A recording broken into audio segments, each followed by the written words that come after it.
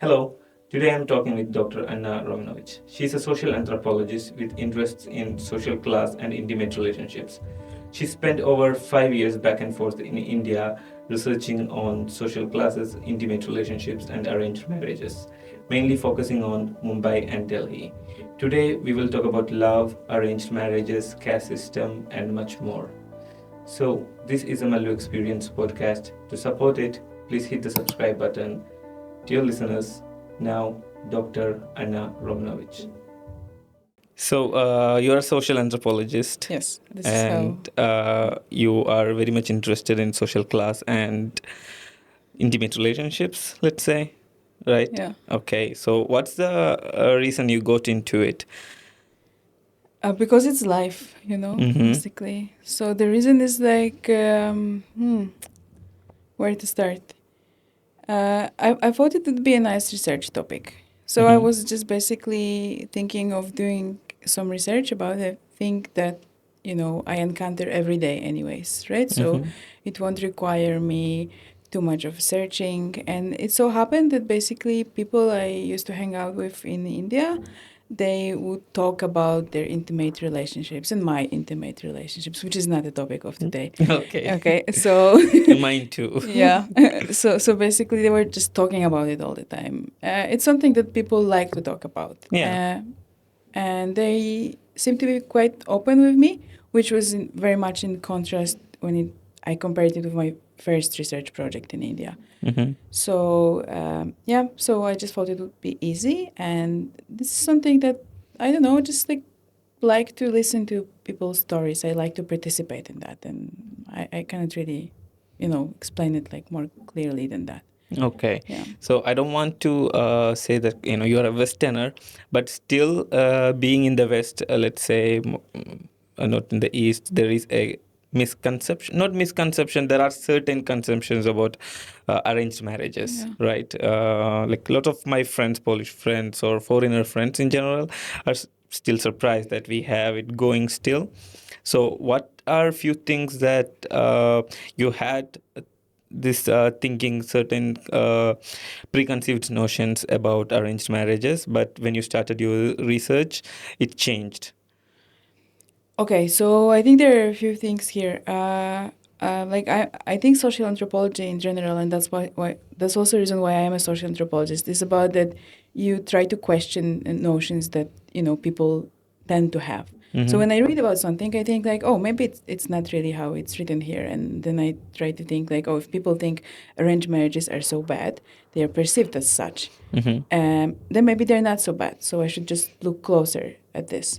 And I think a disclaimer also, like you called me a Western, and I know that this is how I'm perceived, but also as a social anthropologist, I need to say that, it's like it's problematic whether we're in the East or in the West, right? I'm And I aware of it. definitely, it's a bit weird that I'm telling you about marriages and intimate relationships in Yes. India, right? Yeah, of So, course. yeah. But you spent much more time there, you're an academic after all. I come and India is very diverse and wide, and Yeah. I think you might have seen more India than me because I didn't travel inside India much. And you lived in Okay, let's not. Yeah, yeah. no, I traveled. mean, let me traveled put it this sometimes. way. You lived in our capital. I've been to our capital once. Okay. And for a few, I just spent few hours there. Yeah. So let me know, like, what was few things that surprised you when you talk to people about arranged marriages? Oh, okay. Um, well, maybe that so many people emphasize the individual choice when it comes to arranged marriages. Uh, and actually, they emphasize that arranged marriage is about less of individual choice than love marriage, or that like some kind of a relationship, Romantic, intimate relationships, that it's based on romantic love.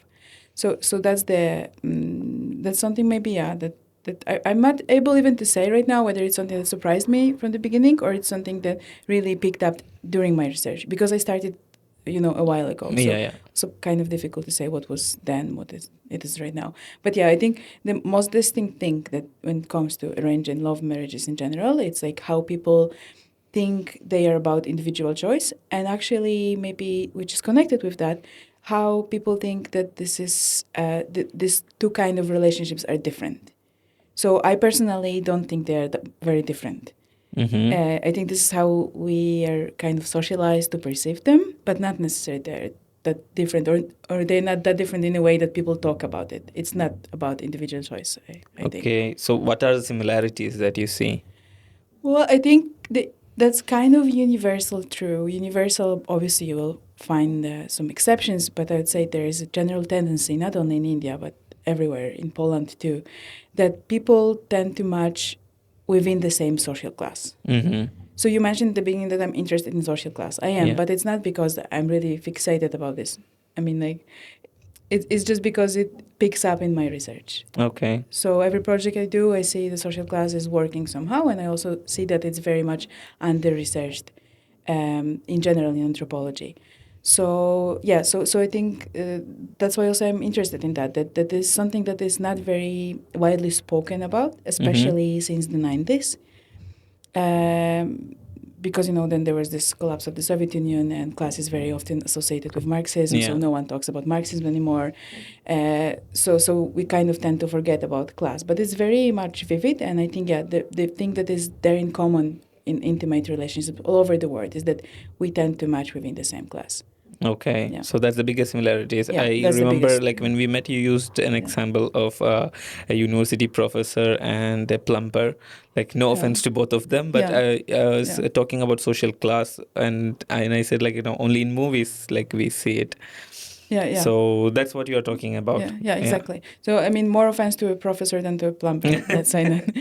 But yeah, you just don't see that often, or not at all. Or basically, if you think of some kind of a relationship like that, then you either hear about this because it's unusual, or because it doesn't work, or because it's difficult to handle to continue, or it's kind of like interesting fact that you have around you. But the general tendency is mostly, we match because we kind of, Economically, yeah, in the same circle, let's say. yeah, Okay. or we have similar chances. That's very to- interesting. Yeah, I think because I don't think people Yeah. think like that, because there are already a lot of when you compare romantic or love marriages and arranged marriages, there are already so many set of standards people say about trust, loyalty, not knowing the person and all. But I Yeah. think one big umbrella is, like you said, it doesn't matter. All of this still have relevance, but still it comes under social class, right? Yeah, I think, well, it matters in the sense, when we talk about people say, oh, I chose this person, or I want to trust him, or I want to be loyal to her, all of this. It matters in our individual lives, and it matters how we look at things. But it doesn't change this fact that we can trust a person, we can be loyal to a person, we can feel about the person in a certain way, but it's happening within the same class. So this is the thing. Yeah. Okay, interesting. And how does caste system in India comes to play when we talk about arranged marriages? Because I think the whole idea behind arranged marriage, apart from religious aspects, is to keep you in the same caste, or to keep you in the same religion, and it's a structured system. Yeah, I would say it's important, and we don't talk about caste within Hinduism only, right? Yeah, exactly. Yeah, so I think it's important, but still, I would say that it's just caste is again less important than class when it comes to intimate relationships, and I mean it in a way that you can see more often couples that would be from different castes than couples from different class. So basically, if I have two research participants or two people in general, right, and then they are of different castes, and they, let's say, fall in love, right, and then they try to talk to their parents and ask for permission to get married, right? Yeah. And then being from different castes, the parents can be like, maybe it's not such a great idea. But whenever I hear a story like that, at the end of the day, if these people are from the same class, parents usually like at the end come to the conclusion, okay, you can get married, you can be together, I don't mind, because the class is the same. So kind of caste and class overlap. There's no like also doubt about this. What I mean is that you certainly you have this layers, let's say, right? That certain like Brahmin castes are usually richer, right? Or Yeah. higher caste is usually richer. But then it also says about their class. So it overlaps. Then the higher castes are also higher class, Mm-hmm. but it's not necessary. Okay. So you can find, for example, a Dalit person who would have like lots of money, Mm-hmm. would be economically very like doing very well, and then this person would marry a person from a higher caste if the class is the same. Hmm. Okay. So, how much is the factor love important in marriages from your research?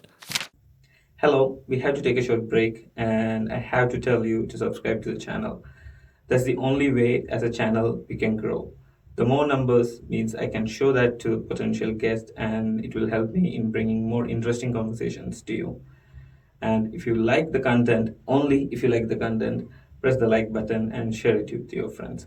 Now, let's get back to the show. From my research, it's very important Mm-hmm. because I think also I research like I actually spend time right Yeah. with people from higher classes or like from middle class, you could say. Mm-hmm. This is what we could call probably middle class. So this is a very specific group of people, and there is also, that's also a specific fraction of middle class that is very liberal, you could say, in their mindset, Mm-hmm. and so for them, love matters a lot. Which is not to say that in arranged marriages it doesn't matter. It Mm-hmm. also does. It's just like love is certain kind of emotion, and I think all of us, we at some point of time we feel it, Yeah. or majority of us. I know people who say they were never in love, okay. But yeah, majority of us at some point of life we fall in love with someone. But the thing is like what we do about it, right? Mm-hmm. Is it that love is a reason enough to get married, or is it a reason enough to spend a life with a person not being married, or is it a reason enough to just you know just do some kind of different arrangement, or maybe this love is just like happens, and then maybe your heart gets broken, but then you forget about this because you choose to be in some other kind of arrangement. Mm-hmm. So yeah, it does matter. It just depends what you do about it. Okay, but what do you think about arranged marriages as a structure? Yeah. Because until coming here, I grew up in a society. I Yeah. mean, I still am from that culture where there is majority of them is arranged marriages, and which comes under same Yeah. social class and religion and even little sex of religion. So I didn't have any offense against arranged Mm. marriages. Let's say, of course, I would question sometimes in the late teenagers about love and everything. But after coming here and seeing the culture here, like here, I think there is arranged marriages still, Mm. and in some ways also something I would say Tinder, Bumble, all this thing Yeah. I kind of consider as arranged marriages as well. It's just you, like I heard some comedian saying that in these apps you swipe yourself, and arranged marriages your parents swipe for you. So, but here I saw a lot of people falling in love, getting married, and building. So more and more, like I would start to question arranged marriages. So, but same time, I believe there's a structure and there is a reason that it exists. And what do you think about it? Also, like personally, I didn't want to talk about myself, but there was a time of my life that I wanted to get an arranged marriage for myself. Mm-hmm. That was when I felt like it's very difficult to find a partner on your own. So I'm like, I even talked to my dad, and he laughed at me like really badly. So yeah, but like I just don't really think that what we call love marriage is much different than arranged marriage. So I just think forced marriage is something that it's probably I'm not in favor of. Mm-hmm. But we also need to really distinguish between forced marriage and love and arranged marriage. Yeah, of course. So forced marriage is something that someone absolutely has no say, right? And that something is happening against or his or her will. Mm-hmm. So I think this is absolutely something that we would not like for any human being, right? Yeah. But arranged marriage doesn't have to be like that. Actually, it is not like that. It's like you can have some, like, let's say your parents, that, but just to say that aloud, right? That your Yeah. parents say you have to get married to this Yeah. person, but ultimately you agree for this arrangement. Yeah. Right? Yes, So yes. it's not that they say, like, for example, oh, you will lose our love if you don't marry this person. That would be maybe... I mean, there are toxic parents who Yeah. do that, exceptions. Yeah. But there are also toxic parents when it comes to love marriages. Yeah. Yeah, So, exactly. So I think it all depends on, like, how probably a person feels. If it's not forced, then I don't see that. What I think it's problematic is that people look down at arranged marriages. Yes, yes, yes. Yeah, and so also, when they talk about individual choice, or like whether it's your family who chooses a partner for you, or whether it's you that you yourself pick a partner for yourself. Very often people think of this as in a very derogative way. And also it is kind of like, maybe not it's very arbitrary to say, because what is individual choice? At the end of the day, it's like, I mean, individual choices are that you yourself are accountable for, but if someone else is choosing for you, you will hold them accountable too, right? yeah, but that's responsibility, right? That I think you can call that too. yeah.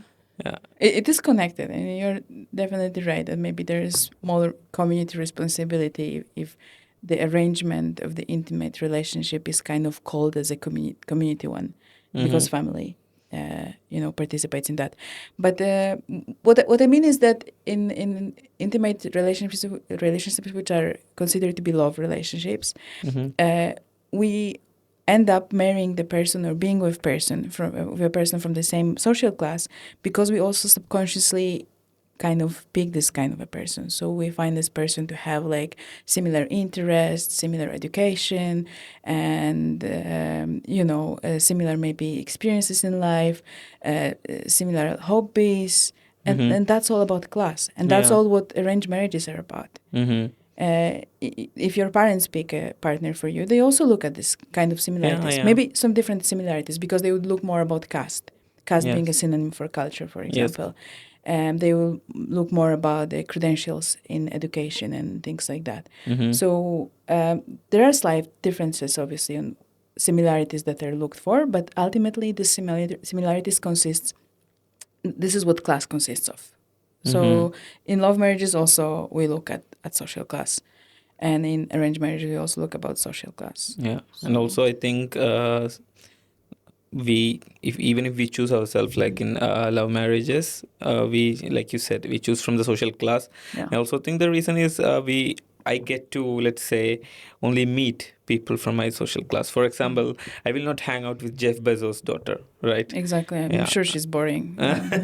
You don't know that. I mean, like, too high of a class to me to be interesting. it's true. I didn't even know he had a daughter. I don't know Yeah, too. I just use okay. an example. I mean, he has to have one, right? Or if he doesn't, then we would not hang out with her anyway. Yeah. Yes, exactly.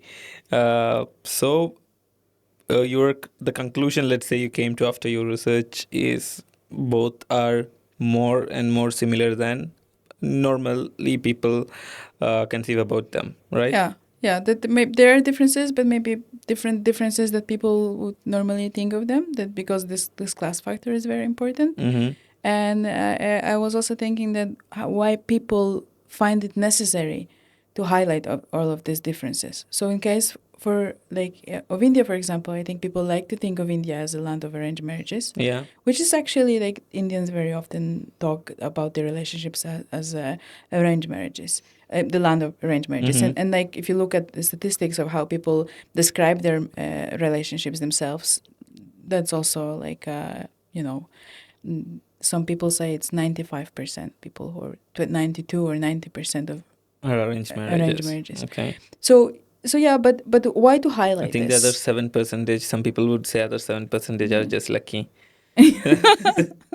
No, there are some people in arranged marriages, many of them actually, Yeah, who, exactly. I mean, of course, yeah, I will yeah, never speak anything bad against arranged marriages because my parents come out of arranged marriages, and from a very young age, I see love yeah, in them. yeah, exactly. So if I am a romantic person, I learned it from them. Mm, So I will never speak bad about arranged marriages, yeah. but same time, I also know a couple of other relatives, who are also arranged marriage, and I see so many differences in them, and it also comes from culture, like women being inside the house all the time, only men going to work. So this kind of problems exist in, I wouldn't say most of the, because I can only say, let's say, like, a lot of people I know, there is I notice this kind of problems.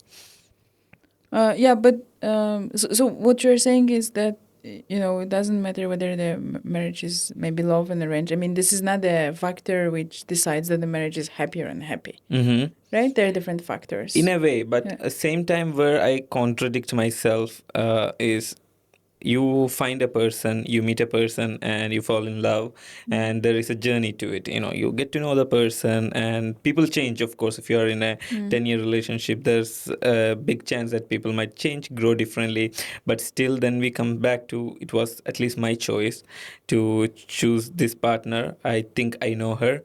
But in arranged marriages, let's say your parents choose a person, and like you said, it's not forced anymore. I mean, very rarely there might be cases For of some people, forced, yeah, but but yeah. most of them are not forced. You get a choice, you speak with the person before, the girl and boy talk, and they put on the table their values, what they want and all. But still, there's a huge part that they don't know about each other, and they're going to live together for the rest of their life. So this part scares me. Uh, yeah, I mean, and this is your preference, and actually, majority of people that I hang out with in India have a similar, opinion about this. But I also have to mention that there are couples that, kind of appreciate being in an arranged marriage because they. So let's say my friends from actually they're from Delhi, but now they live in Mumbai, and they got an arranged marriage, Mm-hmm. and parents were pushing them a bit. I don't get many couples like that, but so their idea was that okay, we can we like each other right now, and then we can just get to know each other better after the marriage. So after getting married, and for some people, okay, if you spend many years being in a relationship, but Mm-hmm. you don't want to kind of formalize it or something, then by the time you get married, all the romance is gone, Yeah, it's right? true. And maybe you don't feel that much to invest, let's say, in this relationship. Mm-hmm. So, yeah, as I say, I mean, most of people I know, the majority of them, they basically would want to go into love marriages, and this is what they If prefer. given a choice, they would Yeah, choose love yeah, marriages yeah, over arranged and they marriages. are privileged enough to get this Ah, yeah, choice choices. most often. And I think in India, it's also about But competition, especially when coming to guys. Like, they have to compete with a larger group to get a mate. This mate selection, it's not easy at all. oh yeah, but maybe you're talking from men's perspective because Yeah, I think I women am. also I think am. of this competition, So, but this is also like many places that you feel like you need to compete with the others. But yeah, but it also brings us to another thing, to the point that we talked about before briefly, which is that uh, if you say that I'm into love marriage, you Mm-hmm. also position yourself as a person who is more modern. Mm-hmm. And this is why people invoked it so often. They say like, Okay. "Oh, I'm into love marriage. I'm against arranged marriages," which they really are. I don't deny that, and I know the feeling is very strong about this, and justified. This is like your preference, so why not?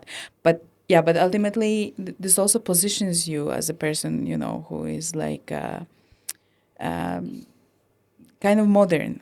This is Yeah. how. Like I Yeah. said, like I had my perspective started to change after moving to Europe. Yeah. right? So that's why I say, like, I will never speak against arranged marriages, but I am worried myself, Yeah. and I'm not a social anthropologist, but I do my own anthropology because I can look at my friends getting all kind of marriages. Yeah. Most of them will be arranged marriages, and they share experience with me. Like, I have a very close friend of mine. He's a hopeless romantic. Yeah. He's been through a couple of bad relationships. Let's say he doesn't acknowledge it's as relationships, but he's more scared of arranged marriages than I am. And the thing he always says is he talks about past. Mm-hmm. And first, let me ask, how important do you think the past is? The past is in Past like of your partner, past for romantic life. uh, well, for people I know in India, that was not really important. I Mm-hmm. would say, but I know there is a that's what people say, that the past is more important for women, right? As in, like, women are expected to behave better in their Ah, yeah. better or worse, depends on the perspective, right? But just like less experiences for a woman is considered to be better, which I also don't think it's only specific for India. Ah, It's yeah, of just, course. I yeah, think it's universal. yeah, it's patriarchy. Yeah. Yes, exactly. Yeah. It's patriarchy. And if a man is Yeah. a virgin, or a woman needs to be a virgin, there is this stigma Yeah, around it, but yeah. there is not such a virginity around Yeah. manosphere, Yeah, let's it's say. actually better if a man is not a virgin. Yeah. It's considered to be better. Yeah. Can you expand on it? Why is Yeah. it? Well, like, as I say, I didn't really encounter couples like that in my research. Maybe one or two couples were like that, as far as I remember right now. But yeah, I guess the standard explanation for this is that men are supposed to show that they are, yeah, impregnate. Yeah, exactly. So biological need. You're talking about the biological need. Yeah, but women also. Okay, so the standard explanation is that men have to show that they can impregnate a woman, and Mm-hmm. yeah, you're. It's not actually a biological need because I mean it is, maybe, but it might be the same for women. Mm-hmm. Not impregnated, but like Yes. basically a biological need to have sex might be the same for both sexes. Not Yes. necessary. Yes. Yeah. Okay. So coming back to what I said, the point about past. So what he always says is when he's in a relationship and failed relationships, so you can take that into consideration too. He takes time to know the person. He learns about the person's past, Yeah. and since he had these experiences going into arranged marriages, he'll be very scared of his partner's past, and there is no chance in knowing that beforehand, because you cannot there is a limit to communication, and for himself too, he can't meet a girl in a cafe and say, okay, I had 3 past relationships, everything went bad, one girl I was deeply in love with. He cannot share these things. Yeah, my advice for him would be just don't marry a person if you cannot share that. No matter what kind of a marriage it is. It's just like Not to so you are saying sharing is very important about past. not well. Okay, maybe not. That's I'm not sure to what extent it's a part of my research. Right? I didn't have this question. I'm just thinking more of like the stories I heard. Right? Yeah. Maybe you don't have to share necessarily, but I think this idea that the feeling that you can share with someone is important. That you can if you want to. Mm-hmm. Okay. Something.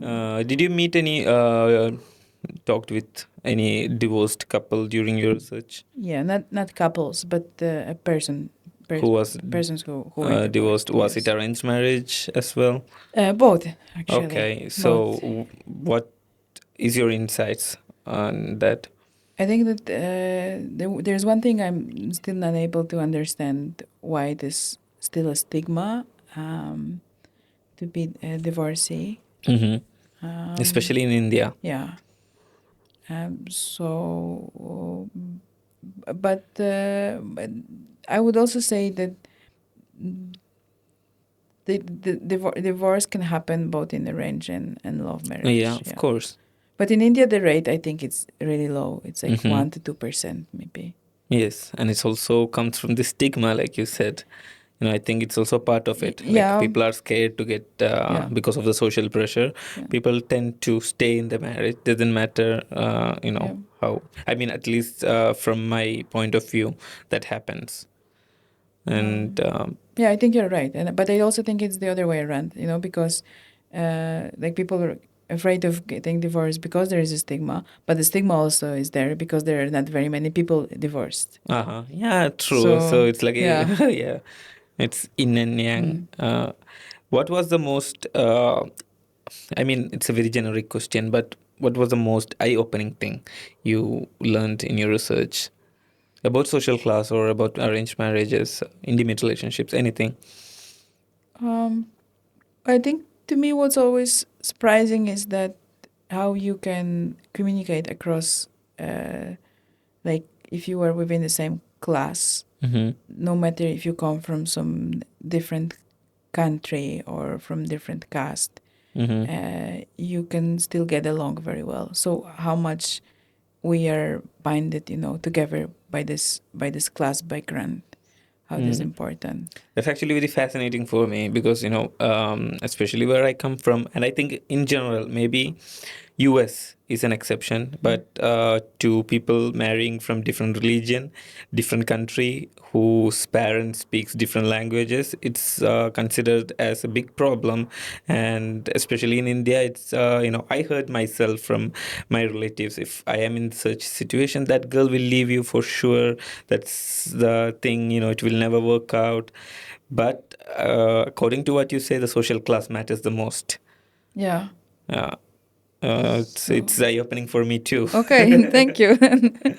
Yeah. I'm happy I could have contributed to that. But yeah, but I think it's also the case for Poland. So I'm not sure, it's kind of an eye-opening, but it's also like kind of repetitive because I can see the same things in Poland. I think in Poland, people like, I mean, I didn't research on that, but among, let's say, my circles, the trend is that you tend to stay in a relationship when you take a loan together, Mm-hmm. especially for a house. Oh, okay. So it's So a it might be relationship stronger tip. than, yeah. It's a relationship tip. Depends if you want Take to stay loan with a person together. or not. But yeah, or like I heard of couples that decide to break up Mm-hmm. just because they need to take this decision. Like, do we want to be in this together in paying a mortgage for our house for the next 25 or 30 years? And if you don't want to do that, then just it's better to break up. So it's actually Oh wow. stronger than marriage. Oh wow. Yeah.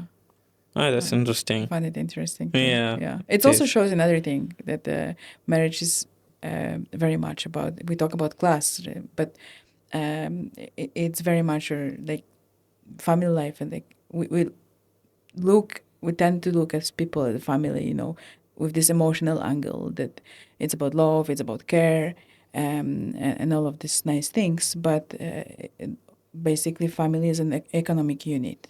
So we Mm-hmm. need to remember that it's to reproduce assets or reproduce your class.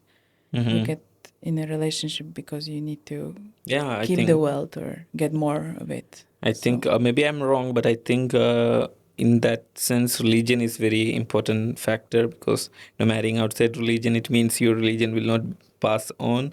So that's very controversial in so many cultures. yeah, I think to the extent that if being in your religious community Mm-hmm. also gives you and some opportunities or incentives to make money. And actually, I said wealth, but it's not only about that. It's about how you make your living, right? Yeah, community. Yeah. So if Okay. you say that it's somehow not accepted to marry someone outside of your religion, and then you are like, okay, I marry this person, and I will lose this and that opportunity to make money because my community says like I don't want this guy anymore. He's, this and that, and Mm-hmm. he committed a sin or he's not one of us. So then you're less likely to marry someone outside of your class or of your religious community. I have class on my mind all the time. Yeah. Yeah. Globalization. Want to ask you, like, how much you think globalization affected relationships?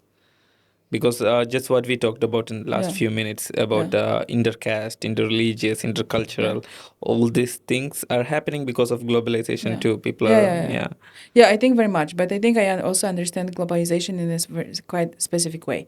So let me start from that. Like Mm-hmm. globalization is not to me about. I mean, it is to some extent, but this is some kind of like a external layer. It's about like the images or cultural forms or patterns that are being circulated. Okay, Mm-hmm. so we can see like McDonald's one country and McDonald's in another country. This is how people usually understand globalization. Mm-hmm. But I think in social anthropology is kind of like not unusual, or maybe even in different disciplines, to look at globalization more as a spread of capitalism. Mm-hmm. And its common, like contemporary form of neoliberalism. Okay. So I think it changes a lot, and this is the human relationships, and this is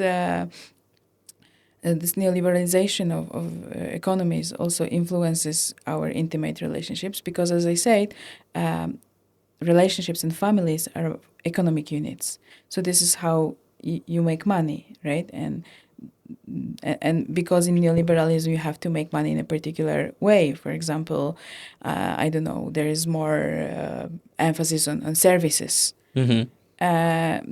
Then you also can get job in services, but you cannot in some other sectors, or you are more and more insecure when it comes to job contracts.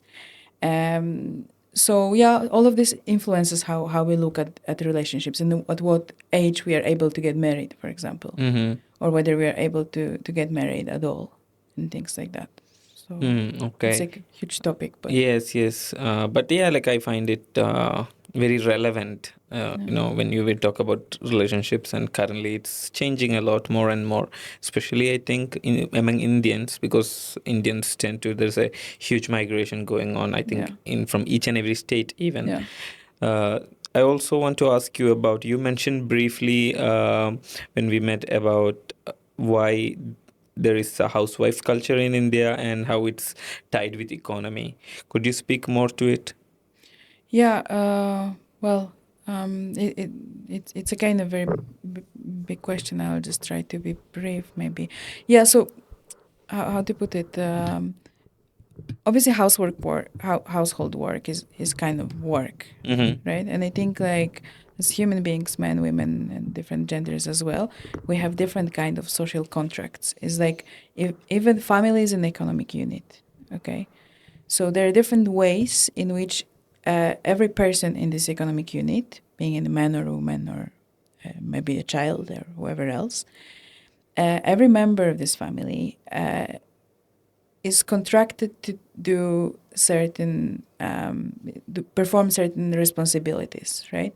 So most often than not, it is for a man to work outside, Mm-hmm. and then for a woman to work inside of the house. And then there are certain countries in which women work inside of the house and outside. And then there is certain arrangement of how they are paid for their work, or whether they are paid. Mm-hmm. And obviously, it's important that in the ideal world, all of this would be, Equal. consensual and equal. Yeah. And if you feel like you want to stay at home, you can stay at home. If you feel you want to work outside, you can work outside. If you feel you don't want to work because you get generally like the basic income, then you stay, like you just get this income. So obviously that'd be ideal, but it's not like that. So there's obviously like I think in India we talk about huge unemployment levels, or Mm-hmm. underemployment, how it's called. Yeah. Employment being a not very good word, because being a poor person you still have to work. Yes. So it's not, but underemployment. But yeah, the official statistics I think is that 85% of youth are unemployed in India right now. 65 or 67 when it comes to educated youth. Wow. So it's like huge, and obviously, in obviously because of patriarchy, but the thing is, in conditions like that, a person who would work outside, who would go and venture for an outside work, is mostly men. Mm-hmm. But this is only this is I mean, this is also very complicated and tricky, but this is only in families which can afford that. Yeah. Because if you look at working class families, more often than not, men and women work. So this housewife culture in India pertains mostly to middle class women and upper Upper class. middle class, Yeah. yeah. So it's like it's tricky. On one hand, they maybe cannot afford to they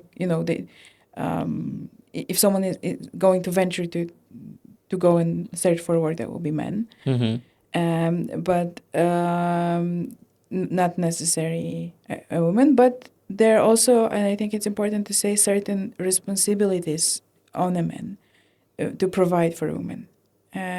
So there's a certain paradox, because obviously that's not a very feminist, Yeah. arrangement. But on the other hand, we are talking about household work, which gets certain kind of recognition. Yeah. Uh, it's a pity that this kind of recognition is something that depends on men's will quite often. Not in all marriages, obviously, but in Yeah. many Yeah. of them. It's a pity that very often women cannot just say, "Oh, cannot say, I want to go out and I want to work." And it would be nice, as I said, in the ideal world, that they could do what they want. But at least there is some kind of recognition for their work, and there's certain kind of socially maybe enforced responsibility on a man to provide for a woman. Mm-hmm. Obviously, there are cases when that's not true, Yeah, but we're exceptions, yeah, just, of course. Did you like by any chance look into, like, it just came to my mind, kids of having a mother who is a housewife and kids having both parents working? Sorry, can you go again? Like in your research, did you look into if both parents, kids' behavioral, let's say, or bringing up, like when both parents are working parents, and the difference if one parent is a housewife or a house father? So in this fraction of middle class, I research whether there's a difference in that. I don't really think so, that there will be a difference in that. But I think in families when women don't work outside of the house, they're housewives. What I could observe is that how much Give me work. a second. Yeah.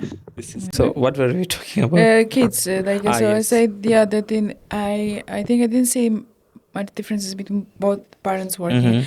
Another thing is like, most of my research participants didn't have kids, so I also have to give you this disclaimer. Okay. But if there was a maybe not a difference, but what I really realized and was another eye opener. Like, I'm a woman, I know that women's work at home is very important and time consuming and all of that. I do realize Yeah. that. But I think looking very closely at what's happening in the families I know in India and who have kids, and women who from this middle class, like women who don't work outside, how much effort it takes to take care of a kid. So how much work it is. I mean, someone said also that it's not expensive to have a kid. It's expensive to have a middle class kid. But also it's very time consuming. So if you look at housewives, they are also very qualified.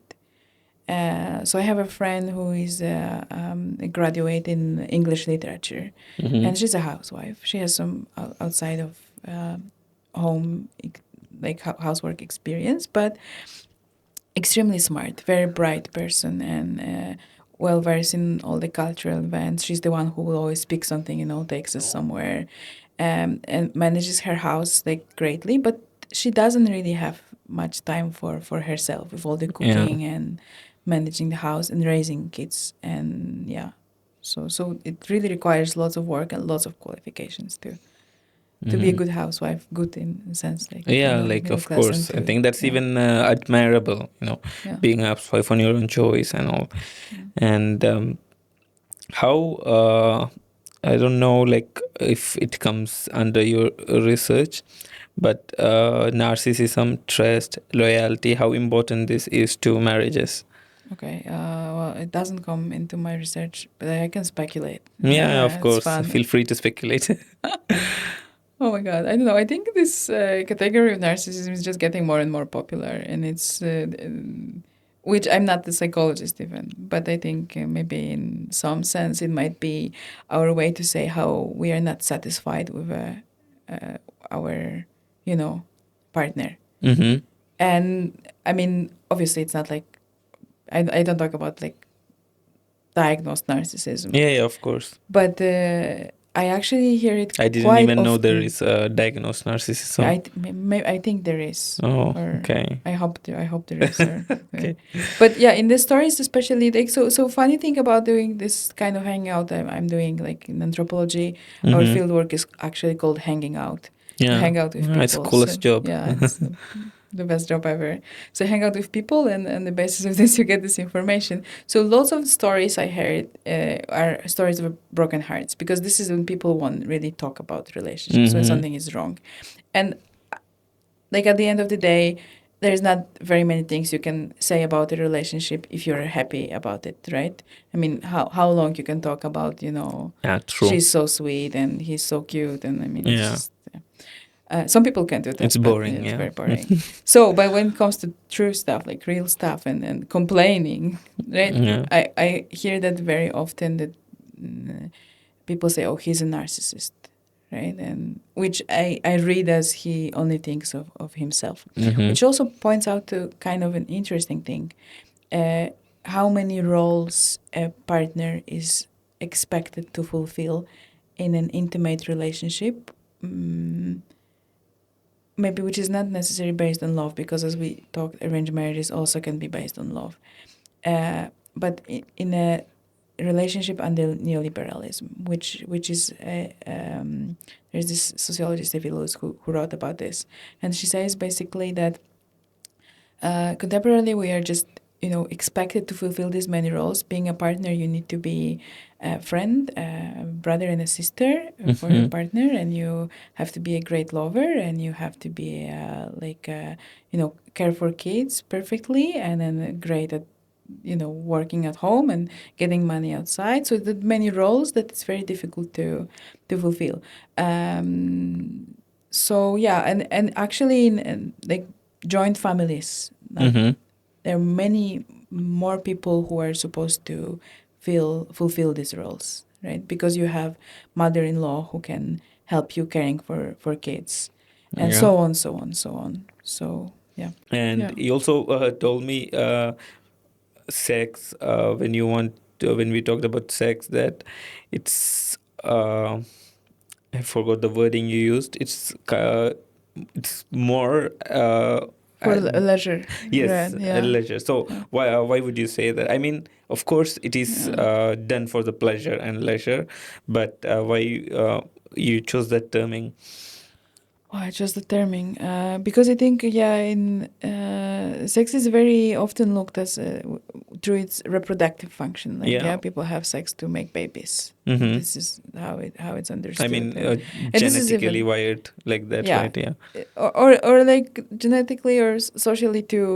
We are you see, and there is like uh, in Poland, in India, you don't really openly talk about sex at the family table, Yeah, right? of course. But there is Yeah. one exception. You don't say that you have sex. You say we are trying for a baby, Yeah. right? Which is basically the same, but Yes. no one says that aloud. So, so yeah. So I think that um it, people I know more openly, more and more often. And I think I see some difference. I'm not sure right now between generations also. Talk about sex as not for, you do that because you want to have a baby, but they openly talk about how they like to have sex, Mm-hmm. why they want to have sex, how sexual life is important in a relationship for Mm-hmm. them, and all the things like that. So they basically try to show that they like sex not because just It's it's a not just a function. It's not even a biological need. It's something like a nice mm-hmm. time spent, let's say. Yeah. For the group, again, I hang out very specific people. Yeah, Yeah. but do you think it's good to like that people are talking more and more about sex and how important, Mm. how to put it into words, being equally sexually active in a relationship? Well, I actually I think it's good or bad. I also have people who don't like to talk about sex, but I think it's important maybe that they. I would rather look at this, that why they talk about this, because Mm-hmm. it's interesting. Uh-huh. It's interesting why to talk about. It's not a really obvious Yes, thing it's a to. very personal thing to Yeah, and talk then about. I obviously I'm white. I come there and I ask them about something, and they're giving me all these stories. And there Mm-hmm. was a point that I'm just like genuinely like, why? It's not that they even start this. Uh-huh. Maybe sometimes, but yeah, mostly I don't. So I think this is again how they want to position themselves. This is something similar to why you talk about individual choice. Not you, like a Mm-hmm. person in general. Why you talk about individual choice, Eh, because you want to show that you are a so-called modern person, right? Yeah. Um, I say modern, so-called modern person because I don't think that people who don't have individual choice and don't proclaim to have Are not. individual choice are traditional. I Yeah, don't of like course. this, yeah, binaries. But I think similarly, when you are very open about your sexual life, or when you signal that you could be open about your sexual life, but you just don't wanna be, then Mm-hmm. again you show that you are modern, right? Mm-hmm. That you are middle class, actually. Okay. So all Yeah. of these things is also a little bit of privilege. Yes, it Okay. is definitely, Cultural and to privilege. Yeah. whom you can talk about Yeah, sex, exactly. right? Yeah. That I have male friends who openly talk to me about sex. Um, that's not something that I think very common or Mm-hmm. Yeah, I yeah. agree. And I think maybe not talking about sex, but sexual education is very important.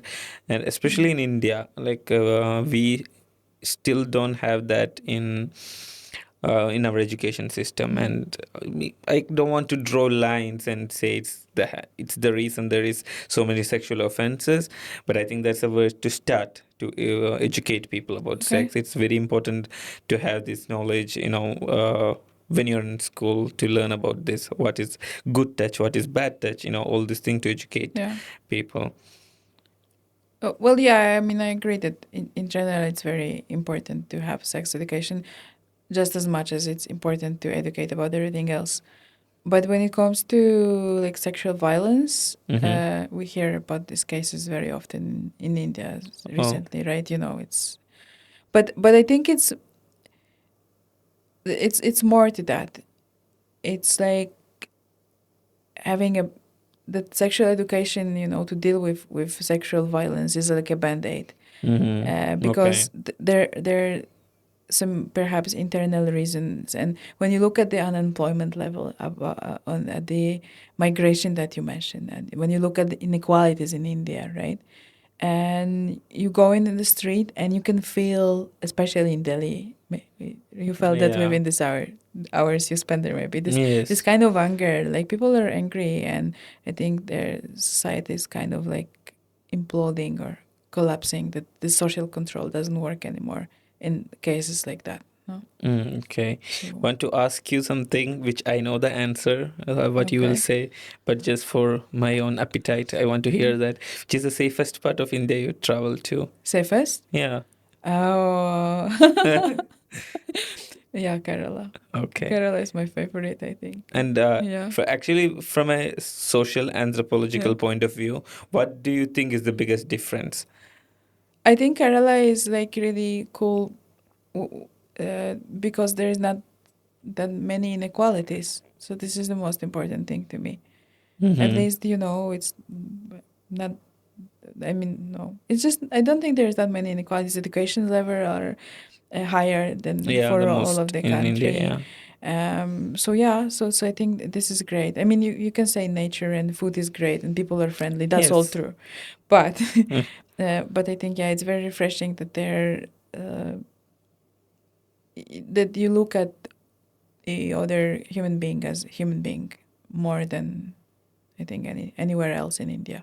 Mhm. And I think Yeah. also a little bit of cultural effects, because there is a lot of diversity, and Mm. because of the past and immigration, spice trade, and everything, Mm. all religions, all kind of people were living together. So there is a social harmony also there. Yeah, but it's also, you know, policies you voted for. Yeah, it's Yeah, true. Ah, okay. yeah, It's true. Very yeah. interesting. Like I come from, you know, Białystok, Mm-hmm. which used to be a cultural melting pot before the Second World War. But so many Jews were killed, and there were like pogroms even after the war. So yeah, cultures can like mix together, but not necessarily in a friendly way. So I think very much depends on how we look at the culture and what kind of policies and attitudes we would like to, Yeah, you it's know, very, support. very interesting insight Yeah, because we always boast about the cultural harmony, but it's also connected with the literacy rate, which helps yeah, us to vote for the right policies and for the right people. yeah, And which is why mm, still BJP is not having a big relevance in Kerala. yeah, I don't want to jinx it, but yeah. I think it's an after effect of Let's that. let's hope. Yeah, let's hope Let's so. hope. Yeah. Yeah. So one last question. Hmm. What is love? Oh my God.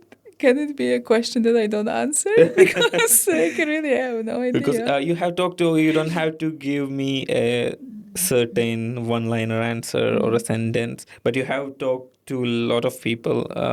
I think not only in India, around the Mm. world, I would say, in and from your studies and research point of view. And what would you say? Like, how important is love? uh, can it be arranged marriage, romantic marriage? Not there are a lot of people now deciding they don't want to get married, Mm. but they want to live together for the rest of their lives, Yeah. right? So in that sense, what is love? How important is love? Okay. Yeah, I think that's maybe easier to say. One of the most important things in human life, I would say.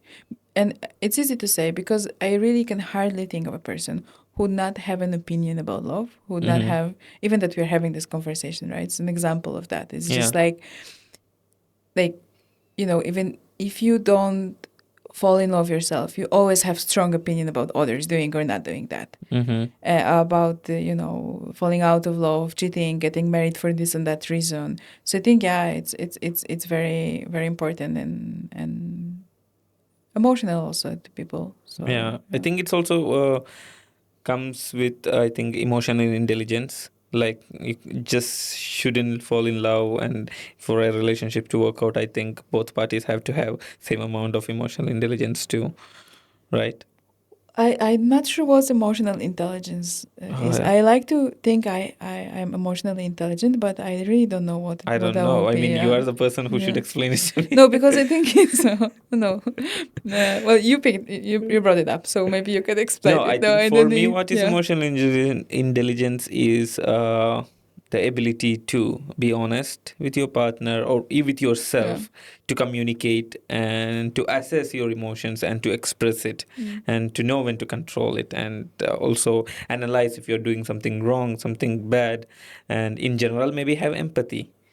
Yeah, so this is something that I think sociologists call companionate marriage or companionate Mm-hmm. relationship. That you search for a certain level of understanding within a relationship, right? Mm-hmm. And yeah, more often than not, probably this kind of relationships work. But also, we need to remember that this is a certain amount of work you need to put Oh, yeah. as a couple to get there, and also that the emphasis here is on the nuclear like couple, right? So again, you have two people who form family unit and who are also responsible for providing for themselves as this economic unit.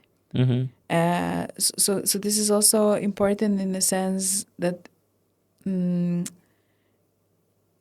it's a good thing, right? That you understand each other with your partner and that you are companionate and that you work on yourself and on the feelings within a couple. But the downside is that putting this work here, you put less emotional work somewhere else, so your social circles might get smaller, Yes, and yes. then in a neoliberal labor market, you're actually weaker because of Mm-hmm. that, or you Okay. only depend on one person. Yeah. So I think the social circle getting smaller is very much true, It is. because I often there are memes about people falling in love and being together in a successful marriage. They don't have time for their friends because they found friend for their life. Yeah. So I think it's connected Exactly. with Yeah. that. So it's all Okay. good, but we should just probably apply this kind of love to everyone. Yes, Yeah. exactly. So I will ask about that too, because I had that in mind. Mm. You talk to a lot of people, hang out with a lot of Yeah. people. It's your life, it's something you do. Are people compassionate? Is humans empathetic? I think they're compassionate. Okay, that's well, I never thought about this, but the answer right now, they're compassionate again within their class. So they're not Uh-huh. compassionate when it comes to working classes, for example. Not that Okay. much. Well, in Delhi, for example, you know how it looks, that you have people sleeping in the street, and people are going to have a dinner in a fancy restaurant, and they Yeah. don't think the person who is just lying down in the street and having some makeshift home there is actually also needs compassion, right? Yeah, it's true. So yeah, Okay. not very optimistic. Listen, Anna, thank you so Yeah, much thank you so for much. doing Yeah. this. I really enjoyed our conversation, and I hope we can do it again. Yeah, I enjoyed, so I Yeah. hope you did too. Yes, Yeah, me too. thank you. So thank you so Yeah. much. Also, I have to say, like, I love what you do for your work, and it's really Yeah. admirable, and also the topics you are Yeah. interested in. Likewise. Yeah. Yeah. Okay. So I thank you so really much. love what you do. Yeah, thanks. Okay. Bye. Okay, bye.